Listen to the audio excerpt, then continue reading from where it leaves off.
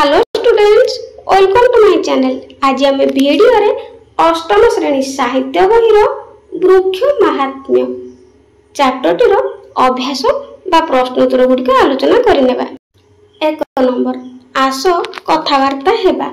क, ओडिया भागवतर रचयिता किए? उत्तर, ओडिया भागवतर रचयिता जगन्नाथ दास। ख, कवि जगन्नाथ दास केउ शताब्दी रे जन्म ग्रहण करथिले?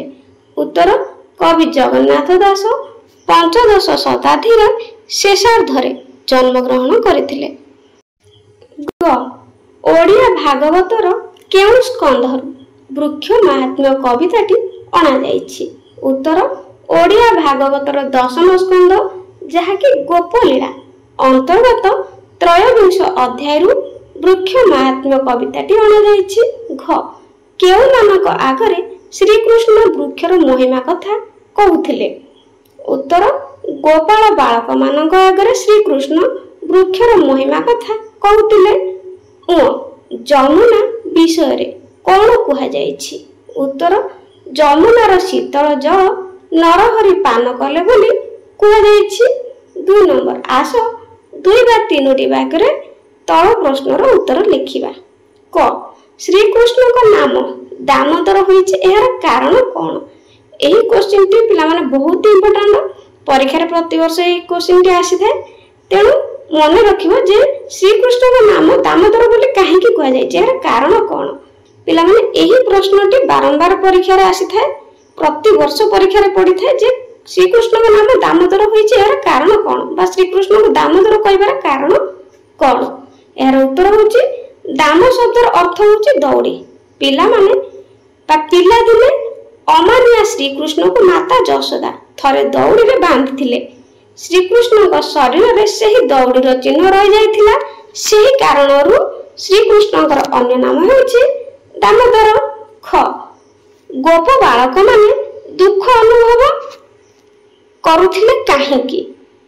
गोप बालक माने दुख अनुभव करुथिले कारण एहार उत्तर होछि गोपाल बालक माने वन रे धेनु चराउथिले बा गाय गोरु चराउथिले।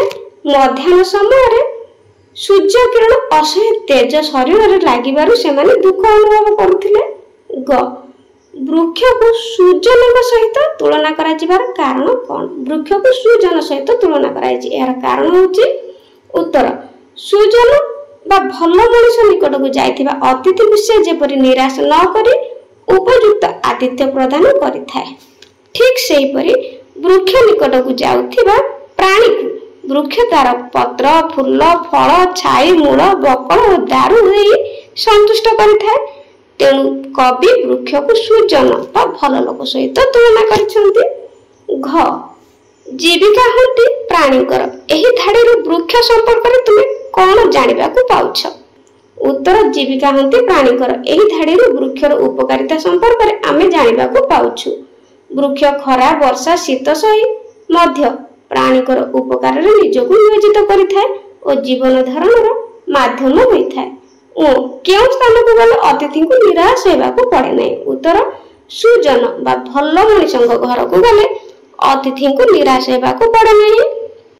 3 नंबर, आस 100 रु 120 शब्द मध्य तल प्रश्न गुड़िकर उत्तर लिखिबा। क, वृक्ष मानक जीवन धन्य कवि एपरि काहेकि कहिसंती?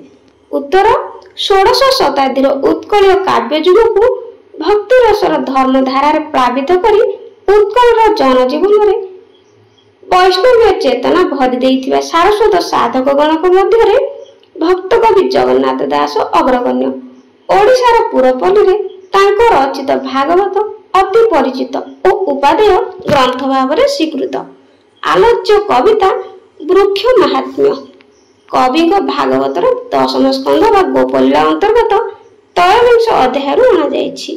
एथिरे कवि कृष्णकर मानवीय लीला वर्णना करबा संगे संगे तांको माध्यम रे वृक्षर महात्म्य वर्णना करिसेंती। वास्तव रे कवि वृक्षर महात्म्य दर्शाइबा को जाय ताहाकू सुपुरुष बा साधु मानक सहित तुलना करिसेंती। निदाग क्लांति रु मुक्ति पाइबा पई कृष्ण गोप बालक मानक सहित वृक्ष छाया रे बसिछंती। ବୃକ୍ଷର ସୁଶୀତଳ ଛାୟାରେ ସେ ଆନନ୍ଦ ଅନୁଭବ କରିଛନ୍ତି। ତାଙ୍କ ମନରେ ସ୍ୱାଭାବିକ ଭାବେ ବୃକ୍ଷ ପ୍ରତି ଆନୁଗତ୍ୟ ଭାବ ଆସିଛି। ବୃକ୍ଷର ମହିମା ବର୍ଣ୍ଣନାରେ ସେ ଶତମୁଖ ହୋଇଛନ୍ତି। ବୃକ୍ଷର ମହିମା ବର୍ଣ୍ଣନା କରି ପ୍ରଥମେ ସେ ବୃକ୍ଷକୁ ସୁଜନ ପ୍ରାଣୀଙ୍କ ସହିତ ତୁଳନା କରିଛନ୍ତି। କାରଣ ସାଧୁ ଲୋକ ନିଜେ କଷ୍ଟ ସହିଲେ ମଧ୍ୟ ଅନ୍ୟ କାହାକୁ କଷ୍ଟ ଦେବାକୁ ଚାହେଁ ନାହିଁ। ସେ ସବୁବେଳେ ଅନ୍ୟର ମଙ୍ଗଳ ଆଶାୟୀ ହୋଇ ରହିଥାଏ। ସେହିପରି ବୃକ୍ଷ ପ୍ରକୃତି ଜନିତ ସବୁ କିଛି ଦୁଃଖ ସହିଲେ ମଧ୍ୟ ତାହାର ଆଶ୍ରିତ ପ୍ରାଣୀକୁ କେବେ ହେଲେ ଦୁଃଖ ଦେବାକୁ ଚାହେଁ ନାହିଁ। ସେ ଶୀତ, ବର୍ଷା, ଖରା ଦୁଃଖ ସହି ଆମମାନଙ୍କୁ ସୁଖ ଦେଇଥାଏ ବୋଲି ଶ୍ରୀକୃଷ୍ଣ ସେମାନଙ୍କୁ କହିଛନ୍ତି।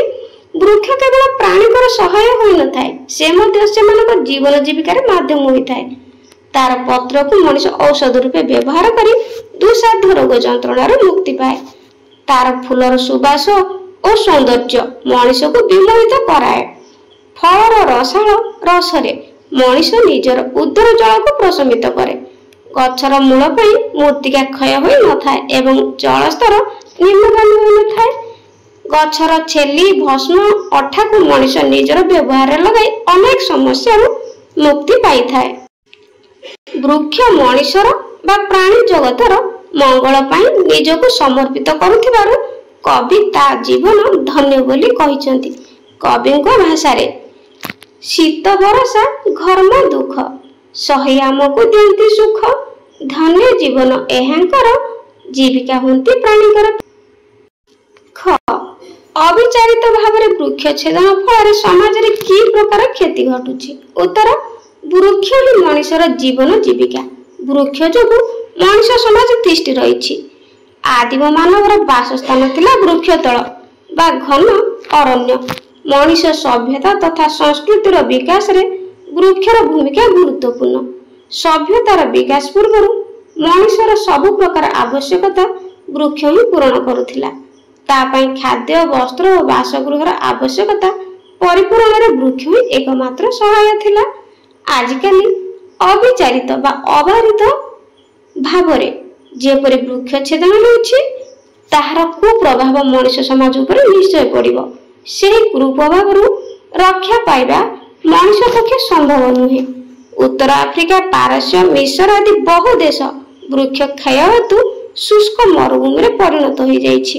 ଭାରତରେ ଅରଣ୍ୟ ସମ୍ପଦ କ୍ଷୟ ବା ବୃକ୍ଷଛେଦନ ସେହିପରି ବିପଦ ଟାଣି ଆଣିବାର ସମ୍ଭାବନା ରହିଛି। 1952 ମସିହାରେ ଭାରତରେ ଯେଉଁ ଜଙ୍ଗଲ ନୀତି ପ୍ରଣୟନ କରାଯାଇଥିଲା, ସେଥିରେ କୁହାଯାଇଥିଲା ଦେଶର 1/3 ବୃକ୍ଷ ଆଚ୍ଛାଦିତ ହୋଇ ରହିବା ନିତ୍ୟାନ୍ତ ଆବଶ୍ୟକ।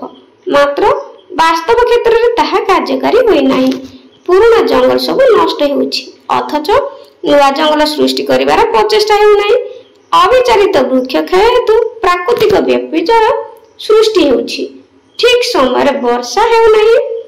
ଅନିୟମିତ ବର୍ଷା ଯୋଗୁଁ ଫସଲର ପ୍ରଭୂତ କ୍ଷତି ସାଧନ ହେଉଛି। ବାୟୁମଣ୍ଡଳରେ ଅଧିକରୁ ଅଧିକ ଅଙ୍ଗାରକାମ୍ଳ ବାଷ୍ପ ବୃଦ୍ଧି ପାଇ ମଣିଷ ସମାଜ ପ୍ରତି ବିପଦ ସୃଷ୍ଟି କରୁଛି। ସାଧାରଣତଃ ବୃକ୍ଷମାନେ ଏହି ବିଷାକ୍ତ ବାଷ୍ପକୁ ଶୋଷି ନେଇ ବିଶୁଦ୍ଧ ଅମ୍ଳଜାନ ଯୋଗାଇଥାନ୍ତି। ମାତ୍ର ଅତ୍ୟଧିକ ବୃକ୍ଷ କ୍ଷୟ ଯୋଗୁଁ ତାହା ସମ୍ଭବ ହେଉନାହିଁ।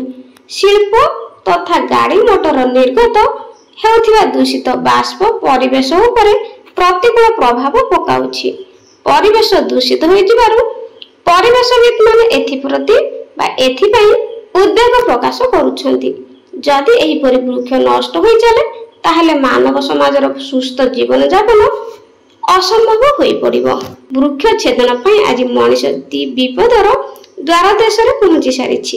ମଣିଷକୁ ଆସନ୍ନ ବିପଦରୁ ରକ୍ଷା କରିବାକୁ ହେଲେ ନୂତନ ବୃକ୍ଷ ଲଗାଇ ଜଙ୍ଗଲ ସୃଷ୍ଟି କରିବାକୁ ହେବ। ପିଲାଠାରୁ ବୁଢ଼ା ପର୍ଯ୍ୟନ୍ତ, ସହର ଠାରୁ ପଲ୍ଲୀ ପର୍ଯ୍ୟନ୍ତ ସମସ୍ତେ ଯଦି ବୃକ୍ଷରୋପଣ କରି ତାର ଯତ୍ନ ନିଅନ୍ତି, ତାହେଲେ ପରବର୍ତ୍ତୀ ସମୟରେ ଆମକୁ ଆଉ ପଶ୍ଚାତାପ କରିବାକୁ ପଡ଼ିବ ନାହିଁ। ଗ ବୃକ୍ଷମାନେ ପରର ଉପକାର କିପରି କରନ୍ତି? ଏହି କ୍ୱେଶ୍ଚିନ୍ଟି ମଧ୍ୟ ବହୁତ ଇମ୍ପୋର୍ଟାଣ୍ଟ, ବାରମ୍ବାର ପରୀକ୍ଷାରେ ପଡ଼େ ଯେ ବୃକ୍ଷମାନେ ପରର ଉପକାର ବା ଅନ୍ୟର ଉପକାର କିପରି କରନ୍ତି। ଉତ୍ତର, ଉତ୍କଳର ଭକ୍ତି ଯୁଗର କାବ୍ୟ ସାହିତ୍ୟ ଯେଉଁ ଆଧ୍ୟାତ୍ମିକ ଚେତନାସ୍ପାତ ସାରସ୍ୱତ ସାଧକମାନଙ୍କ ଅନନ୍ୟ ସୃଷ୍ଟି ସମ୍ଭାରରେ ରୁଦ୍ଧିମନ୍ତ, ସେମାନଙ୍କ ମଧ୍ୟରେ ଭକ୍ତ କବି ଅତିବଡ଼ି ଜଗନ୍ନାଥ ଦାସଙ୍କ ନାମ ଅଗ୍ରଗଣ୍ୟ। ଉତ୍କଳର ଗୌର ଚେତନାକୁ ନୀତିନିଷ୍ଠ ମାନବ ପ୍ରେମୀ ଓ ଆଧ୍ୟାତ୍ମିକ ଚେତନାଶ୍ରୟ କରିବା ନିମନ୍ତେ ଭକ୍ତି ପ୍ରେମ ଓ ସମର୍ପଣର କାବ୍ୟ ଓଡ଼ିଆ ଭାଗବତ ତାଙ୍କ ଲେଖନୀରୁ ନିଃସୃତ ହୋଇଥିଲା। ଶ୍ରୀକୃଷ୍ଣ ଗୋପାଳ ବାଳକମାନଙ୍କ ଗହଣରେ ଧେନୁ ଚରାଇବାକୁ ଯାଇଛନ୍ତି। କ୍ରମଶଃ ଦିନର ବୟଃ ବୃଦ୍ଧି ସଙ୍ଗେ ସଙ୍ଗେ ସୂର୍ଯ୍ୟକିରଣର ତାପ ପ୍ରବଳରୁ ପ୍ରବଳତର ହୋଇଛି। ସୂର୍ଯ୍ୟତାପ ସହି ନ ପାରି ସେମାନେ ବୃକ୍ଷ ମୂଳରେ ବିଶ୍ରାମ ନେଇଛନ୍ତି। ବୃକ୍ଷର ସୁଶୀତଳ ଛାୟା ସେମାନଙ୍କୁ ଆମୋଦିତ ଓ ଆନନ୍ଦିତ କରିଛି। ତେଣୁ ଲୀଳା ସୁନ୍ଦର ଶ୍ରୀକୃଷ୍ଣ ବୃକ୍ଷ ପ୍ରତି ତାଙ୍କର ଆନୁଗତ୍ୟ ଜଣାଇଛନ୍ତି। ତାର ଉପକାର ବର୍ଣ୍ଣନାରେ ସେ ସଦମୁଖ ହୋଇ ଉଠିଛନ୍ତି। ଗୋପାଳ ବାଳକମାନଙ୍କ ଆଗରେ ସେ ବୃକ୍ଷର ମହିମା ବଖାଣିଛନ୍ତି। ବୃକ୍ଷ ତାର ସୁଶୀତଳ ଛାୟା ପ୍ରଦାନ କରି କ୍ଳାନ୍ତ ମଣିଷ ବା ପ୍ରାଣୀଙ୍କର ଉପକାର କରିଥାଏ। ନିଜେ ଖରା ସହି ପତ୍ରକୁ ଏଭଳି ସଜାଇ ରଖେ ଯେ ତାର ଛାୟାରେ ବସିଥିବା କ୍ଳାନ୍ତ ମଣିଷର ସବୁ କିଛି କ୍ଳାନ୍ତି ଦୂର ହୋଇଯାଇଥାଏ। କେବଳ ଖରା ନୁହେଁ, ସେ ମଧ୍ୟ ବର୍ଷା ଓ ଶୀତ ସହ୍ୟ କରି ପରର ବା ଅନ୍ୟର ଉପକାର କରିଥାଏ। ବୃକ୍ଷର ପ୍ରତ୍ୟେକ ଅଂଶ ମଣିଷ କାହିଁକି ସମଗ୍ର ପ୍ରାଣୀ ଜଗତର ବଞ୍ଚିବାରେ ସହାୟକ ହୋଇଥାଏ। ପତ୍ର ଛାଇ ଦେବା ସହିତ ଔଷଧ ଭାବେ ମଧ୍ୟ ବ୍ୟବହୃତ ହୁଏ। ଅନେକ ସମୟରେ ତାର ଔଷଧୀୟ ଗୁଣ ପ୍ରାଣୀକୁ ରୋଗମୁକ୍ତ କରେ। ତୃଣଭୋଜୀ ପ୍ରାଣୀମାନେ ବୃକ୍ଷର ପତ୍ର ଖାଇ ସେମାନଙ୍କର ଉଦର ପୂରଣ କରିଥାନ୍ତି। ସେହିପରି ଫୁଲ ଗଛର ଶୋଭାବର୍ଦ୍ଧନ କରିବା ସହିତ ପ୍ରକୃତିକୁ ମନୋରମ କରିବାରେ ସହାୟକ ହୋଇଥାଏ। କେତେକ ଫୁଲର ମଧ୍ୟ ଔଷଧୀୟ ଗୁଣ ଥାଏ। ସେହି ଫୁଲ ଦିନେ ଫଳରେ ରୂପାନ୍ତରିତ ହୁଏ। ସେହି ଫଳକୁ ପ୍ରାଣୀମାନେ ସେମାନଙ୍କର ଖାଦ୍ୟ ରୂପରେ ବ୍ୟବହାର କରିଥାନ୍ତି। ମୂଳରେ ଥିବା ଚେର ମୃତ୍ତିକାକୁ ରକ୍ଷା କରିଥାଏ। ବୃକ୍ଷର ଚେର ପାଇଁ ମୃତ୍ତିକାର ଜଳ ଧାରଣ କରିବାର ଶକ୍ତି ବଢିଥାଏ। ଗଛର ବକଳ ବା ଛେଲିକୁ କେତେକ ଔଷଧ ରୂପେ କେହି କେହି କୌପି ରୂପେ ବ୍ୟବହାର କରିଥାନ୍ତି। ତାର କାଠ ଘର ତିଆରି ଓ ଘର କରଣା ଜିନିଷ ତିଆରି କରିବା ପାଇଁ ବ୍ୟବହାର ହୋଇଥାଏ। ଏତଦ୍ ବ୍ୟତୀତ ତାହା ଖାର ଅଙ୍ଗାର ଭସ୍ମ ଅଠା ଆଦି ମଣିଷ ପାଇଁ ଉପାଦେୟ ହୋଇଥାଏ। ସବୁ ପ୍ରକାର ସେବା କରୁଥିବାରୁ ଓ ବୃକ୍ଷର ପ୍ରତ୍ୟେକ ଅଂଶ କାମରେ ଲାଗୁଥିବାରୁ ଶ୍ରୀକୃଷ୍ଣ ତାହାକୁ ପରୋପକାରୀ ଭାବରେ ସମ୍ବୋଧନ କରିଛନ୍ତି। ବାସ୍ତବିକ ପଞ୍ଚସଖା ଯୁଗର ଭକ୍ତ କବି ଭକ୍ତି ଭାବ ସୃଷ୍ଟି କରିବା ସହିତ ଶ୍ରୀକୃଷ୍ଣଙ୍କ ବକ୍ତବ୍ୟ ମାଧ୍ୟମରେ ଗଛର ଉପକାରିତା ଯେଭଳି ବୁଝାଇଛନ୍ତି ତାହା ସର୍ବକାଳୀନ ଚିନ୍ତାଧାରା କହିଲେ ଅତ୍ୟୁକ୍ତି ହେବ ନାହିଁ। 3 ନମ୍ବର, ଆସ କବିତାର ପଦ ପୂରଣ କରିବା। ଏଠାରେ କିଛି ପଦ ଦେଇଛି ଏବଂ ଆଉ କିଛି ଡ୍ୟାସ ପୂରଣ କରିବା ପାଇଁ ଦେଇଛି, ତେଣୁ ଏଗୁଡ଼ିକୁ ଆମେ ପୂରଣ କରିବା। ଉତ୍ତର, ଖାର ଅଙ୍ଗାର ଭସ୍ମ ଅଠା ଗୃହକୁ ସାଜି ବାଡ଼ କଣ୍ଟା। ଖ, ଧନ୍ୟ ଜୀବନ ଏହାଙ୍କର ଜୀବିକା ହୁଅନ୍ତି ପ୍ରାଣୀଙ୍କର। ଗ, ପତ୍ର କୁସୁମ ଫଳ ଛାଇ ମୂଳ ବିକଳ ଦାରୁ ଦେଇ।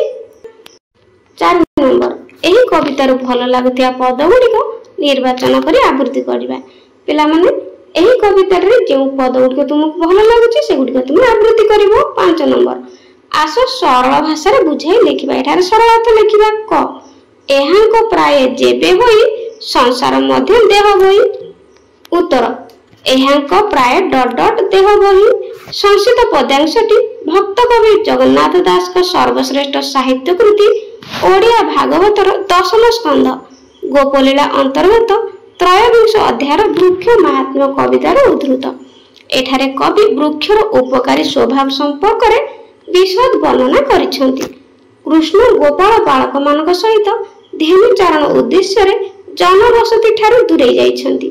ଧେନୁମାନଙ୍କୁ ଚାରଣ ଭୂମିରେ ଛାଡ଼ିଦେଇ ସେ ସାଥୀମାନଙ୍କ ସହିତ ବିଭିନ୍ନ ପ୍ରକାର କ୍ରୀଡ଼ା କୌତୁକ କରିଛନ୍ତି। କ୍ରମେ କ୍ରମେ ଦିନ ବଢ଼ି ବଢ଼ି ମଧ୍ୟାହ୍ନ ହୋଇଛି। ସୂର୍ଯ୍ୟ ମୁଣ୍ଡ ଉପରକୁ ଯିବାରୁ ସୂର୍ଯ୍ୟ କିରଣ ଅସହ୍ୟ ହୋଇଛି। ଅସହ୍ୟ କିରଣରୁ ରକ୍ଷା ପାଇବା ପାଇଁ କୃଷ୍ଣ ବୃକ୍ଷର ସୁଶୀତଳ ଛାୟା ତଳେ ଆଶ୍ରୟ ନେଇଛନ୍ତି। ଅନ୍ୟ ସଖାମାନଙ୍କୁ ସେହି ଶୀତଳ ସ୍ଥାନକୁ ଆସିବା ପାଇଁ ଆହ୍ୱାନ କରିଛନ୍ତି। କୃଷ୍ଣ ଥିଲେ ଲୀଳା ସୁନ୍ଦର। ସେ ତାଙ୍କର ମାନବୀୟ ଲୀଳା ପ୍ରଦର୍ଶନ କରିବା ଅବକାଶରେ ସମାଜର ବିଭିନ୍ନ ଦିଗକୁ ବିଚାର ଆଲୋଚନା କରିଛନ୍ତି। ଯେଉଁମାନେ ଉପକାରୀ ସେ ସେମାନଙ୍କର ମହତ୍ଵ ଗାନ କରିଛନ୍ତି। ବୃକ୍ଷ ସାଧାରଣ ମଣିଷ ବିଚାରରେ ହେୟ ହେଲେ ହିଁ ସେ ତାହାର ମହତ୍ଵ ବିଚାର କରିଛନ୍ତି। ଶ୍ରୀକୃଷ୍ଣ ଗୋପାଳ ବାଳକମାନଙ୍କ ଆଗରେ ବୃକ୍ଷର ବିଶେଷତା ବଖାଣି ବସିଛନ୍ତି। ବୃକ୍ଷ ସଦା ପରୋପକାରୀ। ସେ କଷ୍ଟ ସହି ଅନ୍ୟକୁ ସୁଖ ଦିଏ। ଅନ୍ୟର ବଞ୍ଚିବାରେ ଓ ଜୀବନ ଧାରଣ କରିବାରେ ସେ ସହାୟକ ହୁଏ। ବୃକ୍ଷର ପ୍ରତ୍ୟେକ ଅଂଶକୁ ବ୍ୟବହାର କରି ପ୍ରାଣୀମାନେ ଜୀବନ ଧାରଣ କରିଥାନ୍ତି। ବୃକ୍ଷର ପତ୍ର, ଫୁଲ, ଫଳ, ମୂଳ, ବକଳ ସବୁକିଛି ମଣିଷ ପାଇଁ ଉପାଦେୟ। ତେଣୁ ଶ୍ରୀକୃଷ୍ଣ ବୃକ୍ଷକୁ ସୁଜନ ବା ସାଧୁ ଲୋକମାନଙ୍କ ସହିତ ତୁଳନା କରିଛନ୍ତି। ବୃକ୍ଷ ଧରାପୃଷ୍ଠରେ ଜନ୍ମ ନେଇ ଯେପରି ସମସ୍ତଙ୍କର ମଙ୍ଗଳ କରିଥାଏ, ସମସ୍ତଙ୍କ ସୁଖରେ ଓ ଜୀବନ ଧାରଣରେ ସହାୟକ ହୋଇଥାଏ, ସବୁ ପ୍ରାଣୀ ସେହିପରି ମନୋଭାବ ପ୍ରତିପୋଷଣ କରିବା ଉଚିତ। ବିଶ୍ୱସ୍ରଷ୍ଟା କେବଳ ଅନ୍ୟର ଉପକାର ପାଇଁ ମନୁଷ୍ୟ ବା ଶ୍ରେଷ୍ଠ ପ୍ରାଣୀକୁ ଧରାପୃଷ୍ଠରେ ଜନ୍ମ ଦେଇଛନ୍ତି। ତେଣୁ ସଂସାରରେ ଜନ୍ମ ନେଇ ଦେହ ଧାରଣ କରି ବୃକ୍ଷ ସଦୃଶ ମଙ୍ଗଳକାରୀ ହେବାକୁ ସେ ଉପଦେଶ ଦେଇଛନ୍ତି। ବାସ୍ତବିକ କବି କୃଷ୍ଣଙ୍କ ବୃକ୍ଷ ମାହାତ୍ମ୍ୟ ବର୍ଣ୍ଣନା ଅବକାଶରେ ମନୁଷ୍ୟ ଜୀବନର ଯଥାର୍ଥତା ପ୍ରତିପାଦନ କରିଛନ୍ତି।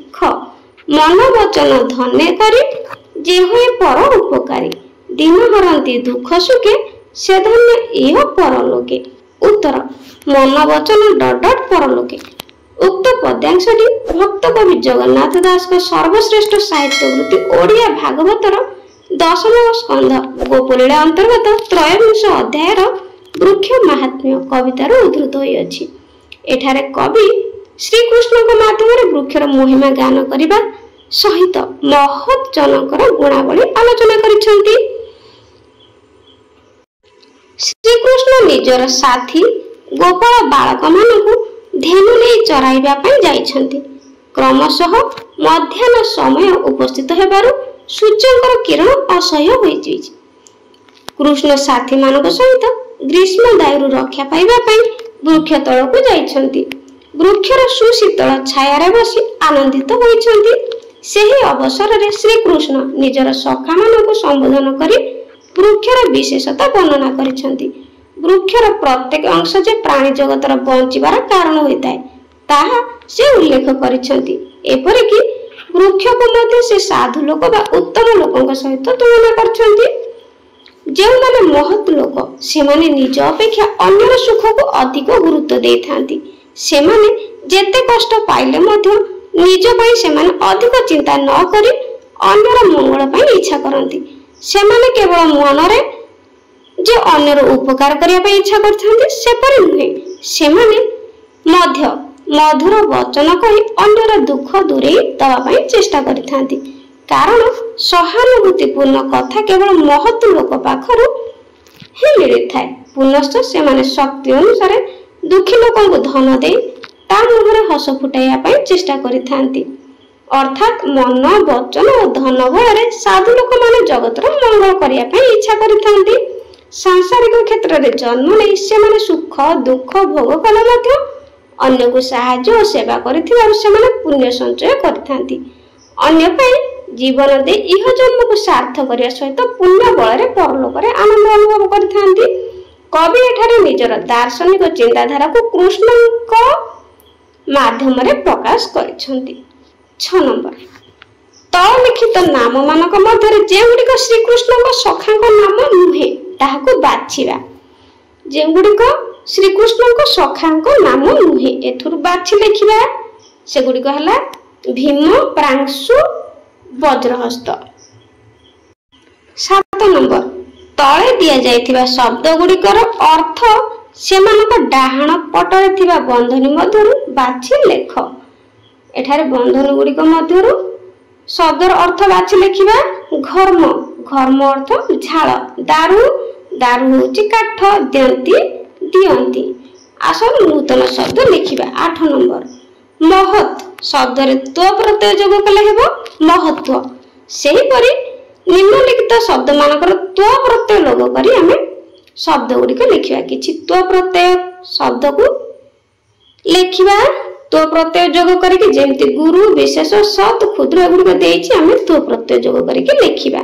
ଗୁରୁ ଯୁକ୍ତ ତ୍ୱ ଗୁରୁତ୍ୱ, ସତ୍ ଯୁକ୍ତ ତ୍ୱ ସତ୍ତ୍ୱ, ଦୂର ଯୁକ୍ତ ତ୍ୱ ଦୂରତ୍ୱ, ବିଶେଷ ଯୁକ୍ତ ତ୍ୱ ବିଶେଷତ୍ୱ, କ୍ଷୁଦ୍ର ଯୁକ୍ତ ତ୍ୱ କ୍ଷୁଦ୍ରତ୍ୱ, ସ୍ୱଯୁକ୍ତ ତ୍ୱ ସ୍ୱତ୍ୱ। 9 ନମ୍ବର ବନ୍ଧନୀ ମଧ୍ୟରୁ ଠିକ୍ ଶବ୍ଦ ବାଛି ପଦ ପୂରଣ କରିବା। एठार बंधनी मध्य शब्द बाछि लिखिया मन वचन एठी दे देछि तळे धने करी जे हुए पर उपकारी ख शीत बरसा घर्म दुख सही आंब को दियंती सुख 10 नंबर निम्नलिखित शब्द गुड़िकर अर्थ पाख कोठरी रे लेखिबा शब्द गुड़िकर अर्थ हमें कोठरी रे लेखिबा क निदाघ रवि तेज लागी एठारे लागी अर्थ स्पर्श रे आसीबार झुरचुमुनी पुत्र लागी ए लागी अर्थ पानी बा निमित्त अर्थ रे प्रयोग करा जायछि ख मिलिले जमुनार लागे एठारे लागे अर्थ तट देश रे बा कूल रे संचित धन कर्मे लागे अर्थ विनियोग होइथाय बा व्यवहृत होइथाय 11 नंबर प्रतिशब्द लिखिबा रवि रविर सूर्य वृक्ष गछ पुष्प फूल पल्लव पत्र तेरे पिला माने एगुडी कथिला हमरा वृक्ष महात्म्य कविताटर प्रश्न उत्तर हम जानिले चैनल नुआ थिले चैनल को सब्सक्राइब एवं लाइक कर देबे आज पई रहउची धन्यवाद।